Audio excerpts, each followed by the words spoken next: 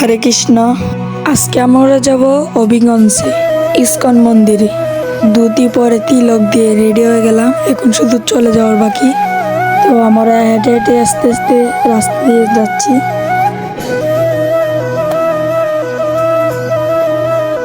তারপর আমরা auto rickshaw নিয়ে চলে গেলাম বেলঘরে। বেলঘর থেকে সিএনজি করে আমরা চলে যাব হবিগঞ্জে। আপনারা চাইলে বাস দিয়ে সরাসরি যেতে পারবেন হবিগঞ্জে। মাধবপুর এসে হবিগঞ্জ বাসে উঠে গিয়ে চলে যাবেন হবিগঞ্জে। তারপর অটো রিক্সাকে বলবেন বগলা বাজার নিয়ে যেতে, নিয়ে গেলে মন্দির আপনারা যেতে পারবেন। আমরা সিএনজির জন্য অপেক্ষা করতেছি। সিএনজি আসলে আমরা উঠে চলে যাব। অবশেষে একটি সিএনজি পেয়ে গেলাম, মন্দিরে যাওয়ার রওনা দিলাম।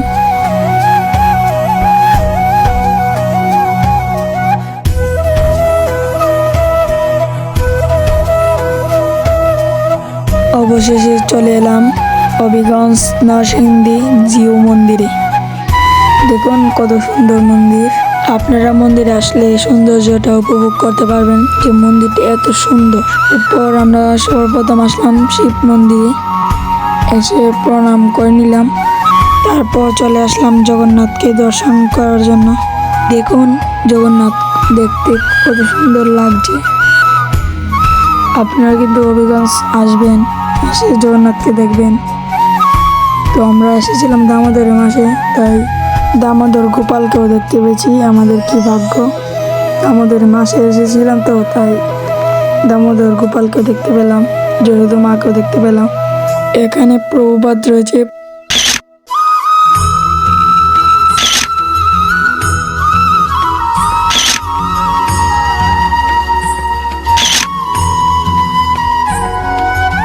তারপর মন্দিরগুলো ঘোরাঘুরি করলাম। এখানে জগন্নাথের বিগ্রহ স্থাপন করা হয় নাই, গুরু মহারাজ আসলে পরে স্থাপিত করা হবে। আমরা পাশের আরেকটি মন্দিরে জগন্নাথকে দর্শন করেছি। তারপর দোকানে আসলাম, দোকানে এসে কিছু কেনাকাটা করলাম।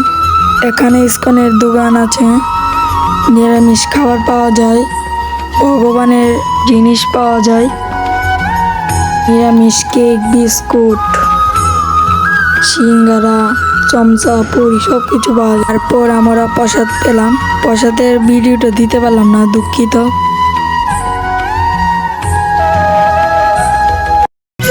সবাই আমার আইডিটা সাবস্ক্রাইব করবেন এবং শেয়ার করবেন এবং একটা লাইক করবেন।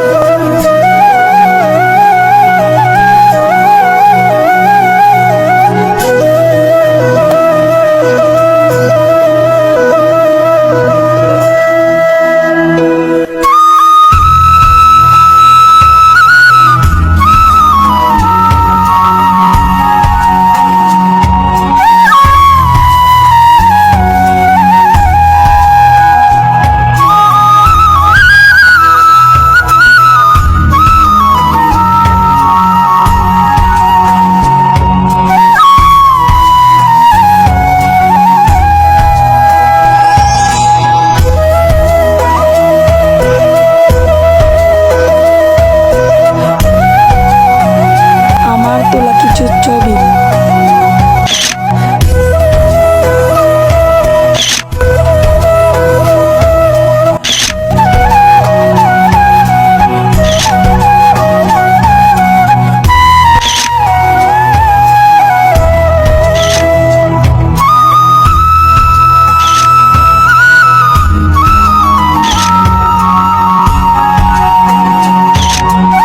শেষ। এখন আমরা বাড়ি রওনা দেব।